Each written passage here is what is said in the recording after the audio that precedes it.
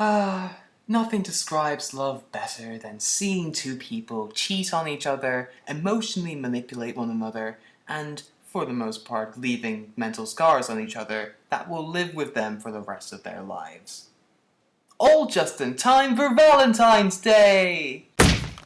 Do great everyone, I'm IrishAnimeFan and welcome to Anime Initial Thoughts, the series where I take a look at the first couple of episodes of currently airing anime and I give my first impressions on them. Today's series we're going to be taking a look at is Kuzu no Honkai, or as it's known in English, Scum's Wish. Hanabi Yasuruoka, oh god that's a mouthful, I don't know if I'm pronouncing that name right, has always loved her neighbour slash childhood friend Narumi Kanai, who has become her new homeroom teacher. However, he's seeing another woman, the music teacher, Akane Minagawa, which provokes jealousy within Hanabi. Hanabi then encounters fellow student Mugi Awaya, who, coincidentally, also feels a similar kind of affection towards the music teacher. After hanging around each other for a while and coming to the realization that they might not get with the ones they actually love, Hanabi and Mugi decide to use each other as substitutes to fulfill their intimate and sexual desires. Again, like with Masamune-kun, Scum's Wish has a premise that hooks you right from the get-go. But what sets the two apart is that Scum's Wish actually commits to that premise, and therefore takes its themes a lot farther. Our main characters engage in passionate kissing and other activities, all in the first episode. These are things that some anime just wouldn't do during their run. Well, unless you were school days, but fuck that noise. These scenes of sexual nature aren't really that shocking or glorifying, as much as they are uncomfortable. But I would honestly put this as something in the show's favour, as it conveys the tone of the series quite effectively.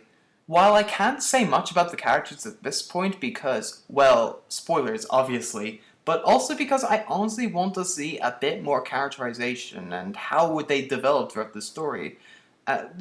Basically seeing how everything plays out before I can properly make a comment on these characters.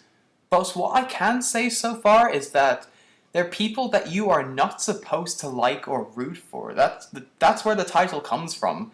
These people are just the scummiest people. However, I think there's a lot more riding underneath the surface, and it would be interesting to see how these characters would develop. That's why I'm kind of reserving judgment on them, because even though, yes, there are some very contemptuous people in the cast, it would be really interesting to see how far down the rabbit hole they go. If I had any major issues with Scum's Wish, I only have one, but if it continues to be prevalent throughout the series, it could really affect the show's enjoyment for me.